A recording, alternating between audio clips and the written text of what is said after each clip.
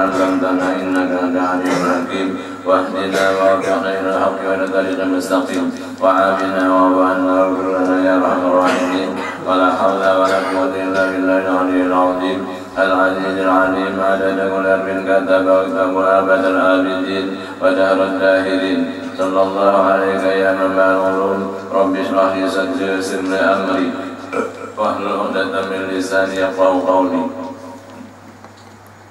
وارزقني الفهم القوي وسدد لساني واهدي قلبي بحق سيدنا محمد صلى الله عليه وسلم حسنت نفسي أنفسكم على بيتنا وعلى بيتكم وعلى هذا المجلس وعلى هذه القرية بالحي القيوم الذي لا يموت أبدا ودفعت عني وعنكم السوء بألف لا حول ولا قوة إلا بالله العلي العظيم رب اغفر لي ولوالدي ولمن دخل بيتي مؤمنا وللمؤمنين والمؤمنات أما بعد قال المؤلف رحمه الله تعالى رضي الله عني وعنكم أنتم المسلمين وقال رضي الله عنه suluh artinya berdamai, yaitu akad menghilangkan berbantahan ditentang kehartaan antara dua pihak.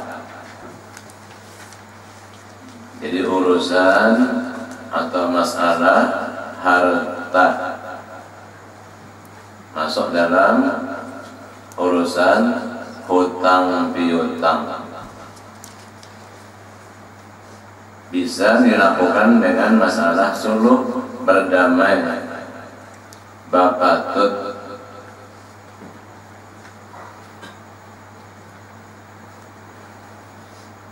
Suluh itu dua bahagi.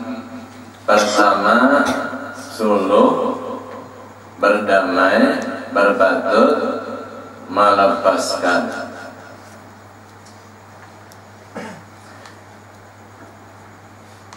Bagian suluh pertama yaitu suluh melepaskan, seperti seseorang berhutang kepada lainnya 1.000 rupiah. Sudah ditagih kada bayar, memang kada ada disinam dibayarkan, diberi waktu, ditunda waktu, masih belum dapat melunasi hutang 1.000 rupiah itu. Maka kata yang menghutangi, bayar engkau kepadaku 500 rupiah dan yang separuhnya 500 aku bebaskan. Itu suluh melepaskan. Jadi meringankan beban orang yang terhutang, hanya separuh yang diperhatikan untuk dibayari, separuhnya dibebaskan oleh yang menghutangi.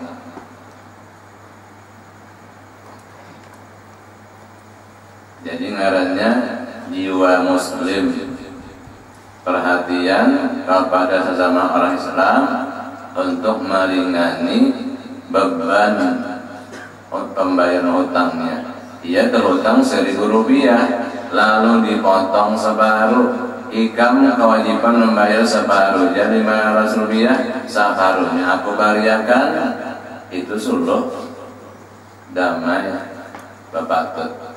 Dan tidak sah mentaklifkannya atas syarat. Jangan bertaklif. Misalnya seperti katanya, nanti aku bebaskan yang separuhnya pada bulan yang akan datang. Untuk bulan April ini, ikam bayar separuhnya hutang 1.000 rupiah.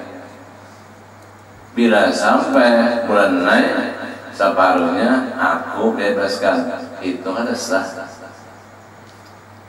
Jadi spontan aja. Bila hati Islam memberikan keentengan dan keringanan bagi orang yang tertumpuk hutang, kalau ingin membebaskan separuh, ya separuh. Kalau terasa banyak, 1/3 bebas, 2/3 dilunasi. masih terasa banyak, 1/4 bebas, 3/4 nang dilunasi. Pokoknya ada memberikan keringanan, itu suluh. Dan kata lain ibrah. Nah itulah hubungan urusan sesama saudara muslim. Hutang piutang diberi tempo, sampai tempo masih kada mampu melunasi, dipotong imma separuh, wa imma 1/3, wa imma 1/4.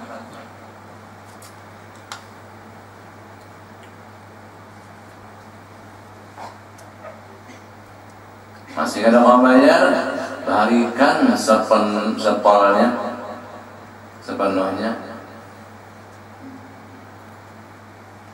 Bisa Rp1.000 kawannya, Rp500 kawannya, 5 juta bang kawannya. Soalnya bisnis apa? 0,5 M. Kurang utang 5 juta. Inya dasar orang dasar ekonomi lemah. Inya waktu itu perlu hutang kepentingan agama. Ternyata sampai waktu kada kau bayar, dipotong separuh kada kau bayar, dibariakan himung benar. Nah, barikan. Jadi mesti apa? Hartawan membanding lawan harta yang ada. Orang tua utang 400.000, 2-3 juta, ibrahkan, halalakan. Kada ada salahnya. Rugi ya di mana? Merasa rugi seorang, merasa rugi lah. Agama menganjurkan, Al-Quran disampaikan dan diwahyukan. Apa aja? Wa in kana dzu usratin fanadhiratun ila maisarah. Wa in kana dzu usratin, seandainya orang yang tertumpuk hutang dalam keadaan susah untuk melunasi hutangnya, fanadhiratun ila maisarah, Allah perintahkan beri waktu kelonggaran, tunda waktu sampainya lapang mampu membayar. Sementara menunda waktu berapa bulan juga tertunda, jangan dipungut hasil, jangan berbunga. Berbunga kan riba. Bertunda sebulan ada bunganya, bertunda 2 bulan ada pulang anaknya, bertunda 3 bulan ada pulang cucunya. Nah, mengembang riba. Lillahi ta'ala menunda waktu mengenakan apa? Pembayar hutang. Tunda waktu ada kawan juga, potong separuh kalau bayar dia memang orang lemah ekonominya, ini perlu hutang kepada agamanya, bariakan, jangan diangsur loncat di bawah gumpal. Orang kalau bayar hutang dikadukan ke polisi, ada sebenarnya harus semestinya dikadukan ke polisi. Urusan damai aja, suluh. Bagian suluh kedua, suluh menggantikan. Seperti seseorang mendakwa benda yang dipegang oleh kawannya itu adalah kepunyaannya, dan pemegang itu pun mengaku pula ia hak miliknya, maka boleh ia bersuluh dengan diganti dengan barang yang lain kepunyaan pemegang. Yang demikian berlakulah hukum jual beli. Damai ya lah.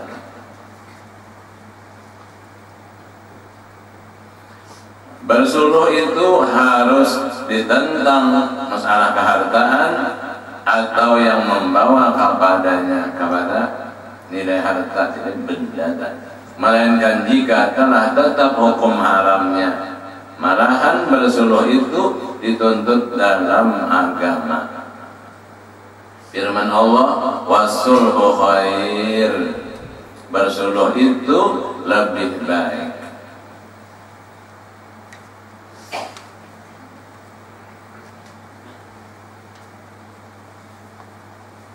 memberikan apa kalau anggaran waktu di atas tadi kasih apa bunga apa-apa dan diringankan dengan dipotong sampai akhirnya dibebaskan, dihalalkan. Karena lagi masalah urusan hutang piutang, bebas sepenuhnya. Harapan semoga Allah Ta'ala membebaskan dirinya dari api neraka dengan melewat hutang piutang yang dilaksanakan perintah agama masalah bersuluh. Kemudian hiwalah memindah hutang, yaitu seperti Hamid berhutang kepada Mahmud. Mana Mahmudnya mana? Hamid ada di muka. Mahmudnya mana? Dan Mahmud ada pula berhutang kepada Muhammad. Ada 3 rentengannya. Hamid hutang kepada Mahmud, Mahmud pun hutang kepada Muhammad. Ya, semestinya Mahmud menagih hutang Hamid dan Muhammad apa tadi? Hamid, Mahmud menagih hutang kepada Hamid, hutangnya Hamid. Muhammad menagih hutang kepada Mahmud. Artinya Hamid terhutang lawan Mahmud, Hamid bayar hutang lawan Mahmud. Sedangkan Mahmud terhutang kepada Muhammad, Mahmud bayar kepada Muhammad. Pertama Hamid, kedua Mahmud, ketiga Muhammad.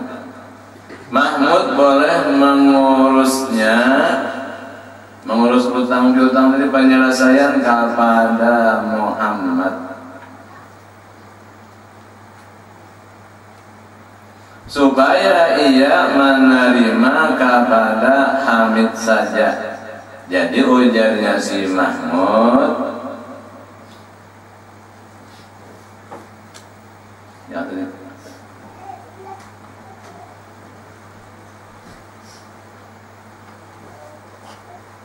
urusan hutang kepada Muhammad supaya ia menerima kepada Hamid saja.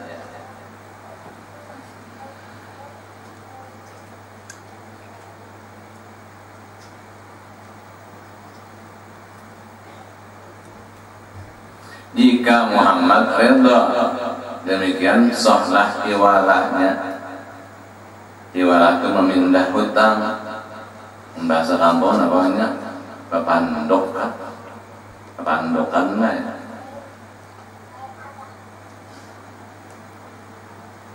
Jadi ujarnya si Muhammad kan tadi, Hamid ada hutang lawan Mahmud, sedangkan Mahmud ada hutang lawan Muhammad.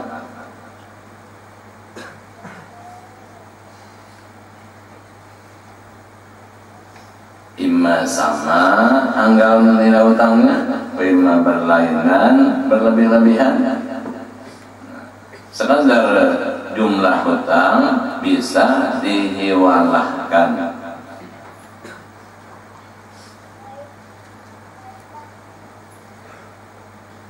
Jadi ujar Mahmud tadi apa? Hutang ikam itu Muhammad bayarakan lawan Hamid aja. Soalnya aku ujar Mahmud ada hutang lawan Hamid. Ini tulisannya apa saja kan? Hamid berhutang kepada Mahmud.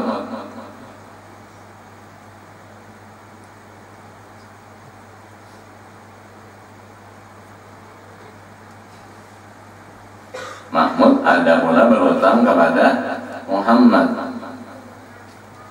Jadi si Mahmud boleh mengurusnya kepada Muhammad supaya ia menerima kepada Hamid.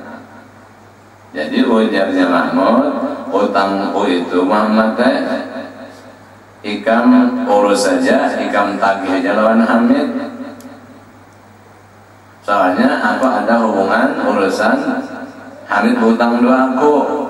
Jadi hutang akroh hikam Muhammad teh hikam tagih jawan Hamid.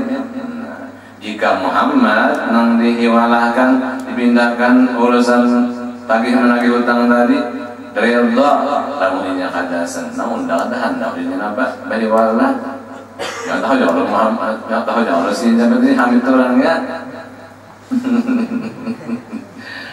kali lagi jadi mesti apa tahu dan mesti menerima munya kada menerima kada bisa hiwala.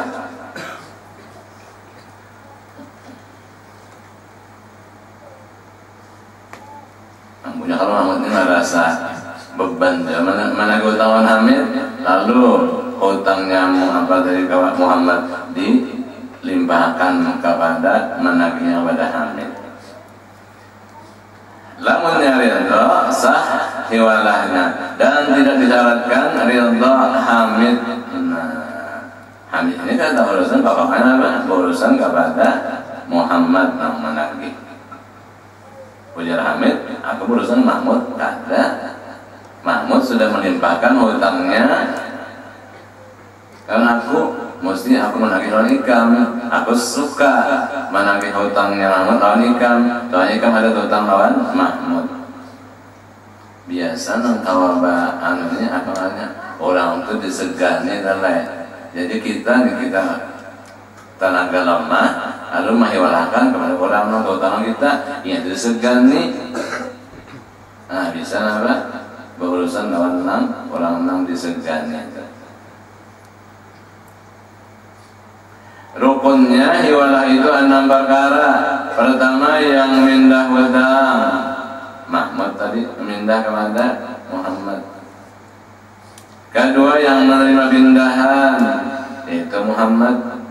Kada urusan lawan Mahmud lagi. Si Muhammad tidak membayar hutang lawan Mahmud lagi, tapi membayar hutang kepada menagih kepada Hamid. Ketiga yang membayar hutang kepada pindahannya yaitu Hamid. Jadi hutang Hamid kepada Mahmud hanya urusannya Hamid bayar kepada Muhammad.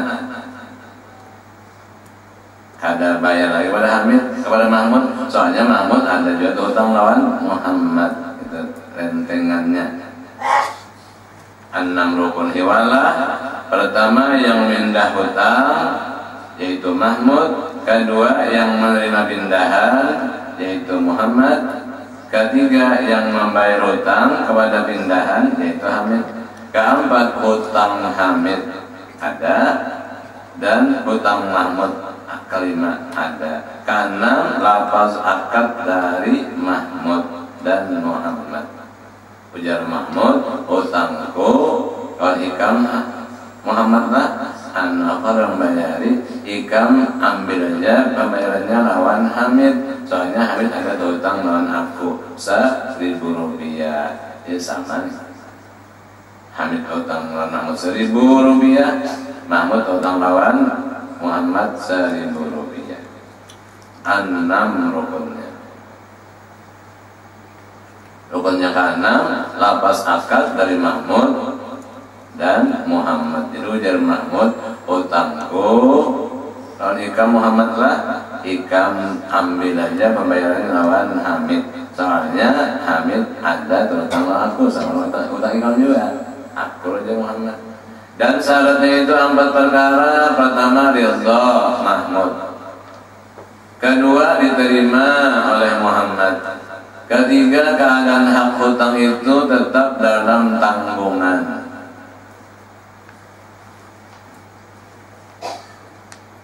Kamu sudah suluhnya kan sudah diberikan, dibebaskan, dihalalkan, itu kan dalam tanggungan, itu sudah lepas sudah.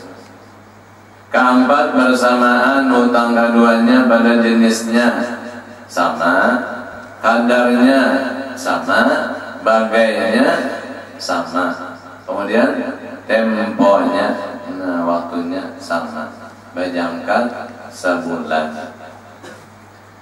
Dan jika telah berhimpun syarat-syarat itu, lepaslah tanggungan Mahmud dari Muhammad. Kemudian hiwalatul barid, yakni dalam kurung wesel, dikatakan membeli dengan perantaraan surat kiriman di pos, balikan kantor pos. Ini masyhur berlaku pada orang dagang. Apapun barang dagangan, hanya pembelian, penjualan melewat kantor pos pengiriman, kantor pos dan giro. Ini masyhur berlaku pada orang dagang, seperti seorang pedagang kita dan yang lain-lainnya.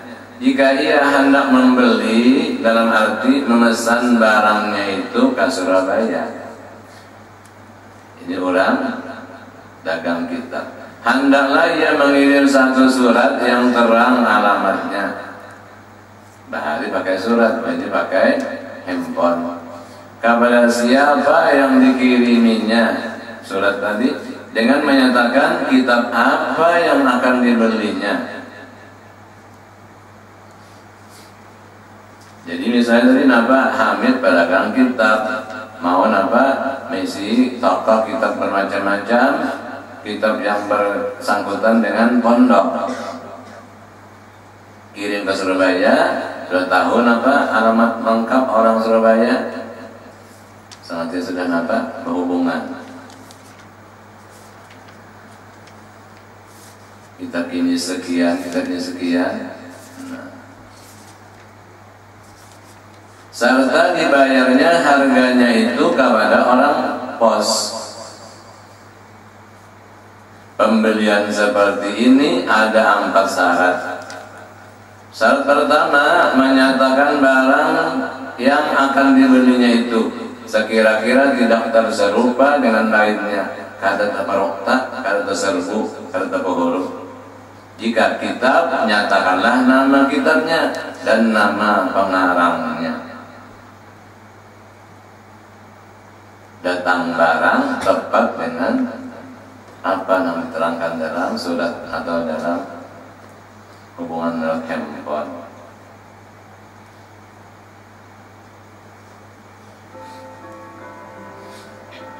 Kedua, diketahui harganya, bahwa kitab nama ini, pengarangnya ini berapa buku, berapa jilid, harga sekian diketahui.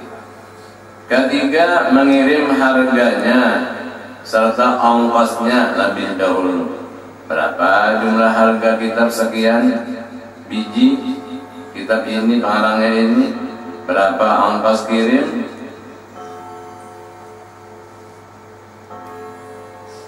Keempat, alamat yang terang dan dapat dimengerti, jelas alamatnya dan dipahami, sama-sama mengerti oleh yang menerima wesel, menerima kitab, minta apa itu surat, minta kirimi misalnya kitab.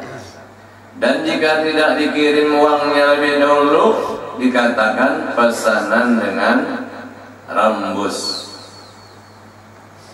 Maka kata setengah ulama, jual beli seperti demikian sah juga hukumnya. Punya orang nampak pedagang mau usaha, itu masalahnya paham kan? Berazmi paham kan itu lah. Nah, hubungan ke Semarang apa Jepara, nah paham benar. Kalau memesan apa namanya? Memesan pintu jati. Kalau memesan apa? Kaligrafi. Itu melewat jalan. Nah, melewat apa tadi? Melewat handphone. Melewat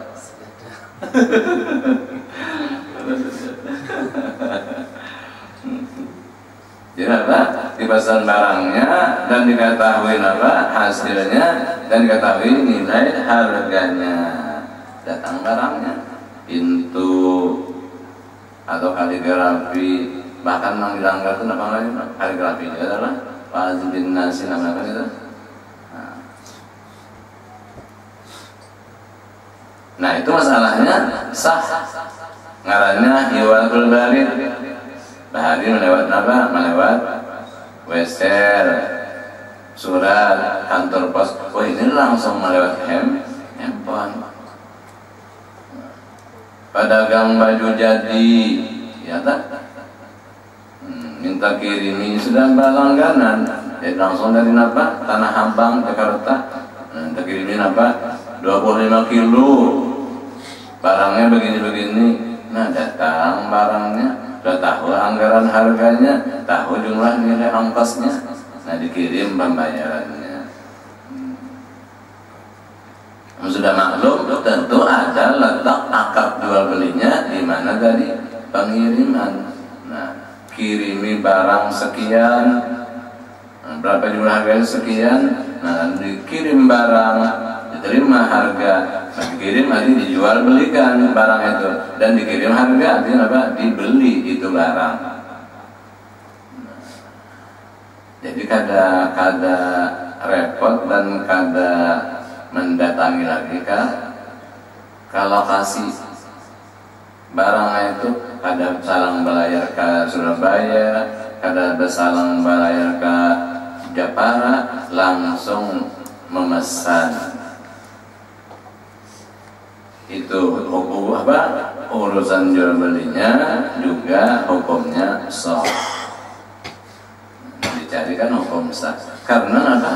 Ta'in nang minta kirim barangnya, minta kirim sekian, tahu barangnya, dan kadang meleset nang apa menerima pesanan, tahu barang dikirim dan tahu nilai harganya, sama-sama mengerti, mengetahui, maklum. Kadang apa? Kadang majhul, kadang tadi maklum.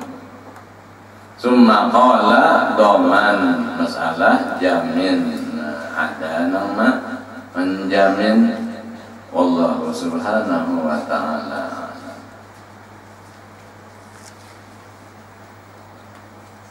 Itu yang berkenaan bersangkutan itu paham, mengerti masalah hubungan dagang melewat luar daerahnya.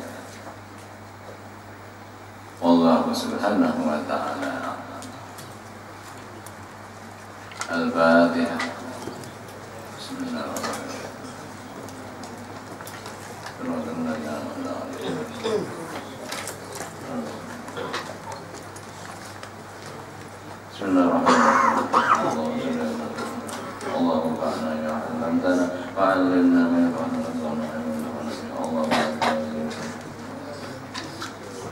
اللهم استر عيوب معلمنا عنا وتأذى بركة عمرنا عنا وصلى الله عليه وسلم وعلى آله وصحبه وسلم.